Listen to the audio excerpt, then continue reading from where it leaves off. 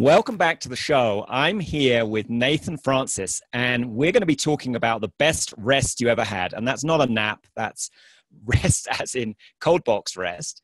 And we'll also be looking why you might want to use REST instead of doing regular ColdFusion, and why ColdBox is the best REST API. And Nathan has used a whole slew of different REST APIs, so he's got a lot of experience there.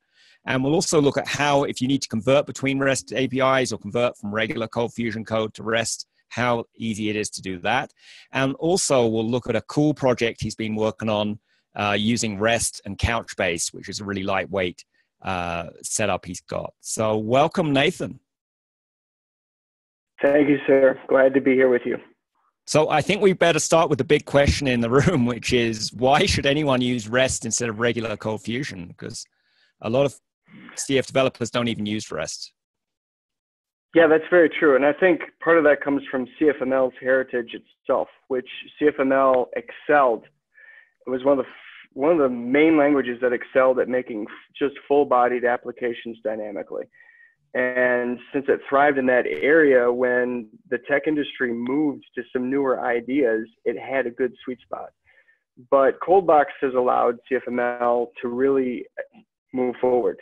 And one of those ways is with REST APIs. And what that provides is, instead of these full-bodied traditional applications, you can make something that anything can touch. I mean, you can use any type of front-end, technological, mobile, obviously is universal now, even things all the way down to the watches and the Internet of Things, to be able to talk to a REST API. So that really makes your program universal and not bound to the traditional sweet spot that CFML has traditionally been in. So REST APIs are versatile, and that means when you write something, you know it can reach a lot farther than just the browser that it used to.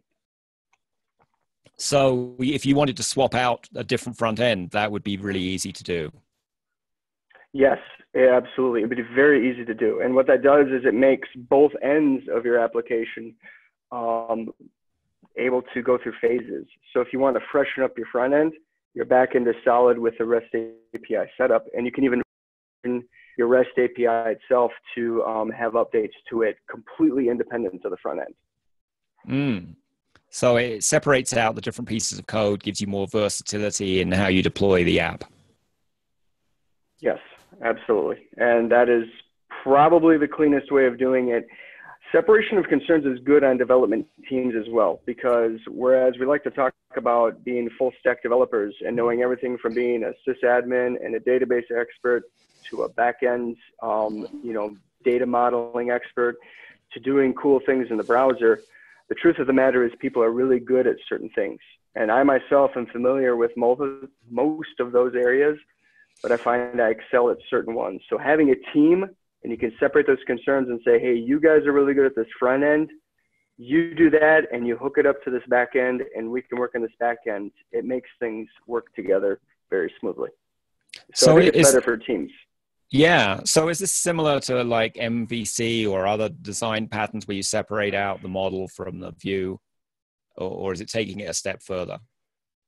I think it takes it a step further because you can apply MVC patterns to both parts. I think what this does is it disconnects the responsibilities of dealing with the data modeling and the database itself from that front end. The front end just connects with the REST endpoints to get what it needs. And for the back end, they don't have to worry about maintaining the state of the views because the REST API itself is very stateless. And so it just pulls away some of those things around the edges and lets each part focus on what it's good at itself. And does doing things in REST add a lot of overhead to your app, or?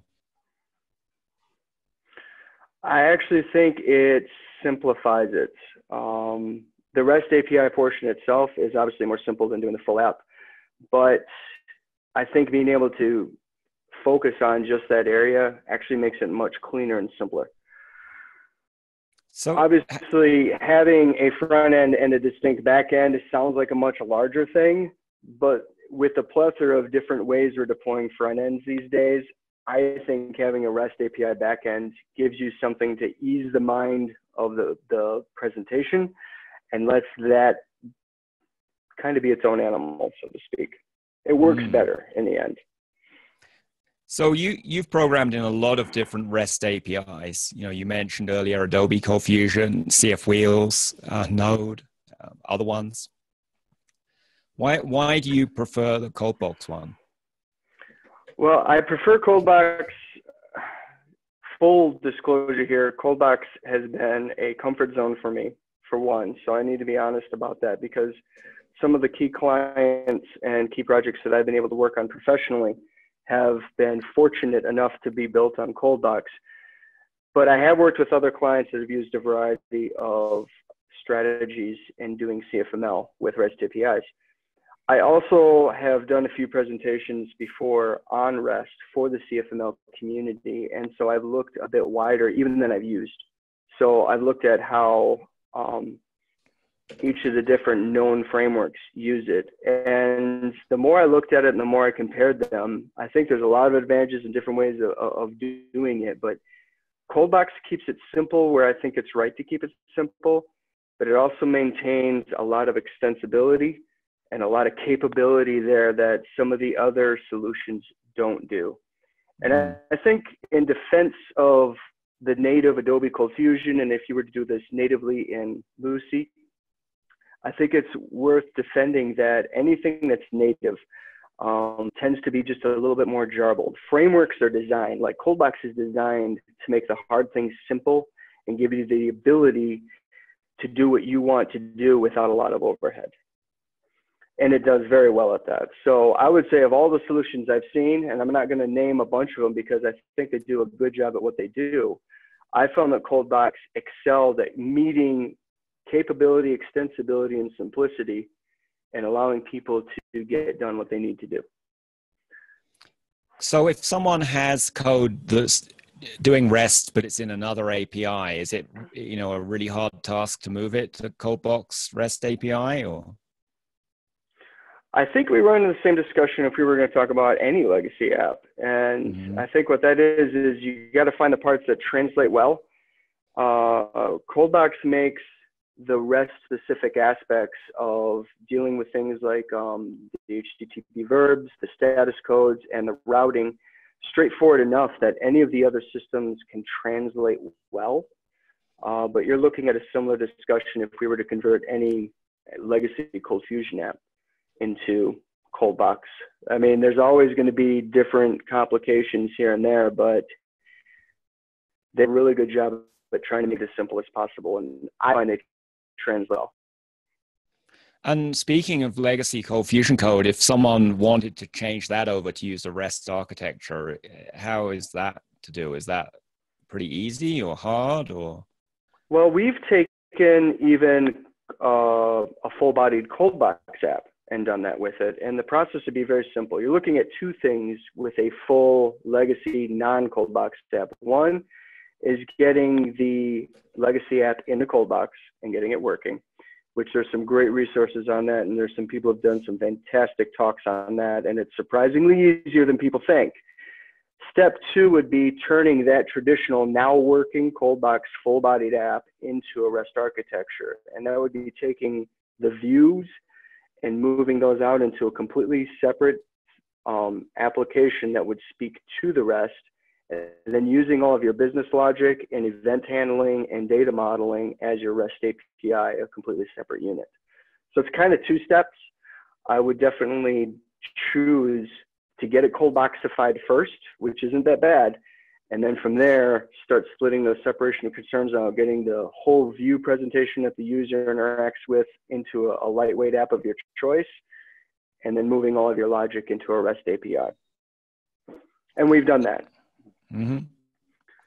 And what's, you mentioned you've got the separation from the data on the front end. Are there any other advantages to doing that kind of migration? Some of it can be hosting, because it depends upon really which presentation strategy you want to use. I'm of the opinion that if you're targeting a mobile audience of any kind, that REST is really going to give you advantages, because that disconnection of not absolutely requiring that full body connection allows you to take advantage of things on the mobile device that we weren't able to really capitalize on previously. It allows you to get what you need and then maintain whatever state your device needs otherwise. And that's becoming more and more prevalent. I would say now, I know of 2 recent projects that we just did in our company. We approached mobile first, which was, I mean, it's kind of a brain spinner to do, because we all think we develop on a desktop or a laptop, and people still use these, but we came into some legitimate projects where we said, wait, we need to be thinking about this first, because it was made for a phone or it was made for a tablet of some kind. When you start doing that, I think it becomes really clear, hey, I need to maximize this device and what it can do, but I want to have my program as its base to be available to give that everything it needs at the right time. Mm. And then what about folks who have ORM code? Maybe they're using Hibernate built into ColdFusion to abstract their data layer. Is that something you'd move to REST as well? Yes, I would. Our key clients that we work with still they have very solid ORM Hibernate setups for their backends. And so that was probably my key experience, has been working with ORM as being with a REST interface. Yeah, that's a perfect sweet spot for it, because, and you're talking about 2 things that ColdBox excels at. ColdBox excels at ORM tooling and management. And if you put a REST API on top of that, you're just simplifying and enabling a real presentation of stuff. So you mentioned before we started the interview that you've got a project where you've got CouchBase behind REST. So for people who don't know what CouchBase is, that's some kind of distributed database that's not quite SQL. Is that a fair summary? That's a good summary. Yeah, that's absolutely a good summary.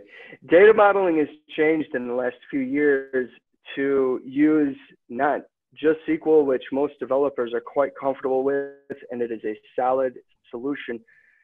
There's also been an emerging, especially with highly scalable web development, with this idea of NoSQL, which some of us have relabeled more document database type thing. And really what it tends to be is large packets of JSON data as documents that you use instead of tables that you used to use in SQL.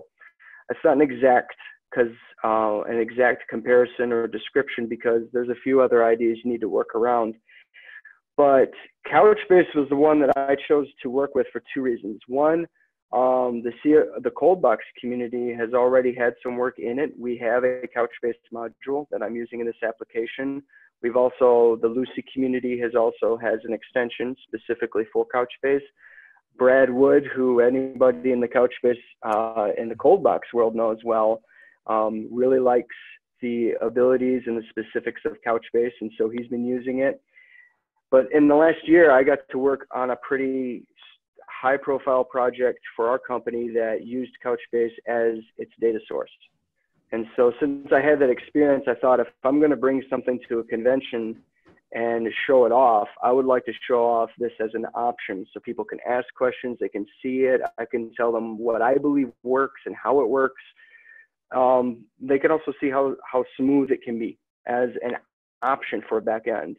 I still believe that a lot of traditional developers will use ORM and use SQL, and those are solid and tried and true methods. But this will give them an opportunity to see something different, something that's a little bit lighter. As an application, it's a little leaner because it doesn't need those Hibernate elements to it, but it interacts with the data in a slightly different way. And what would be an advantage of using a NoSQL database like CouchBase over MySQL or SQL Server? We've debated that a number of times recently with our newer projects, and it usually boils down to a data strategy and scalability. There are certain data strategies that lend very well to a NoSQL relationship. That would be if you're using a few different types of data that could be documents, and there's going to be a lot of them. So that would only really turn into 5 or 6 tables in a SQL database, which really doesn't even feel right. But for a NoSQL solution, that's actually very elegant and simple.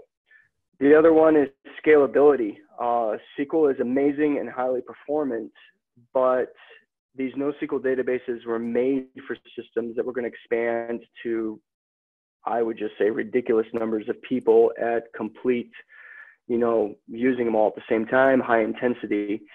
They were designed for that.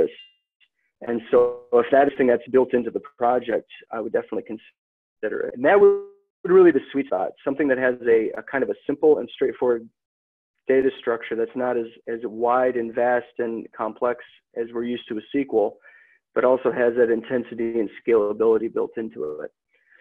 The project that we worked on in the last year fit those criteria to a T. The data structure was simple, but the use case was going to be very intensive, and we were pretty happy with CouchBase as our solution for that. Cool.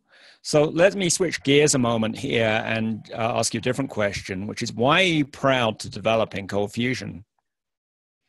I'm proud to develop in ColdFusion because it has the combination, well, specifically being a part of the ColdBox and a lot of the open source community as part of ColdFusion, because we have two things. One, we have a great tradition, and we have been a part of some of the greatest highs and a few of the lows of the web development history.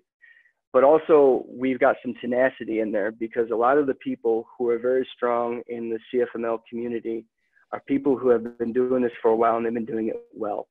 And that's tenacity, to not go from one thing to the next thing to the next thing, but to really craft something solidly and well. And third, we've got some of the most forward-thinking and highly developed and amazing tools that we could imagine. I mean, we're going to be hanging out at End of the Box with the guy that invented Command Box, as well as the guy that invented ColdBox itself. I mean, these are some just amazing tools that the CFML community has been blessed with. So I think we have the key parts that I would want in any community: tradition, we've got time-honored tenacity, and we've got some innovation and forward thinking. And that's exactly what I want to be a part of. Cool. So, I know sometimes people think ColdFusion's not doing so well, but I mean, my view is, and why I started this podcast, ColdFusion Alive, is because I'd like ColdFusion to be more alive and more active and have a community that's, cheering it on and making cool things happen. So what do you think it would take to make ColdFusion more alive this year? I think perspective helps some people. I know in some people I've talked with, they think ColdFusion is old. Well, there's a lot of things that are old. Being old doesn't necessarily mean you're not good. In fact, being old means that you've been tried and true in some ways. The question is whether you're moving forward. And that's where, again, this part of this community is very much moving forward. And that's kind of what helps bring it alive. I would know if we talked about certain things, helping to participate in making tools and making, things like modules and assisting with these frameworks and stuff, and introducing people to things that are just a new and fresh way of doing what they've already done. That's making it alive. And being willing to make the best of a tool that you know, rather than looking for the next silver bullet. Because you go to any social media resource for developers, and we're always looking for the next hot thing and the next silver bullet. And then it just rolls into the next one, it rolls into the next one. And after a while, you're like, do I have something in my tool set that I really look at and say, I can count you at all times? And for us, this community, the language, and many of these ColdBox related tools have done that for us. When we make a new project, we feel like we have something that can be both innovative and tried and true. And to us, that's kind of a no-brainer. It's like, why would you not reach for something that's tried and true and innovative, and you can make a great product with? Makes sense to me. So what are you looking forward to at the Into the Box conference? I love people, and I love you guys. Every time we have a chance to get together, I just soak in the experience of being able to be a part of you guys. I'm, of course, going to learn some really neat stuff. And there are some really, really cool presentations that are going to take place, and I want to learn more. But more than anything, I want to be able to rub shoulders with you guys again and hear how you guys are doing and what you've been doing and learning a bit of what you guys have learned in the last year or so since we've last seen each other. Cool. And then I saw in your bio you're a sci-fi enthusiast. What if I had to make you pick one sci-fi novel, what's your favorite and why? I was talking about this yesterday with Seth, ironically, one of our other CKH guys who is also speaking at Into the Box. And I was tossing around two of my favorite classics. One of them is Ender's Game by Orson Scott Card, which they made a mediocre movie about. And then the other one is Dune by Frank Herbert, which they made some horrible movies about. But both of those books capture my imagination. I've read them each 4 or 5 times. So maybe we should combine them together, do a Git merge on Ender's Game and Dune. That would be a really long and interesting novel, but I would give it a whirl. Well, there's a lot of sci-fi fans in the ColdFusion community, so I thought that was interesting. Well, the app I'm showing off is ironically going to be Star Wars related, so I'm going to take a little bit of science fiction and science fantasy with me. Great. And if people wanted to find you, Nathan, how would they do that? I do have a Twitter account, FranCiNath. I also have a very small website that I don't blog to very often, francinath.com. Also, you can connect with me on the Computer Know-How's website. They have a link to me as well. Fabulous. Well, thanks so much for joining us today. Thank you.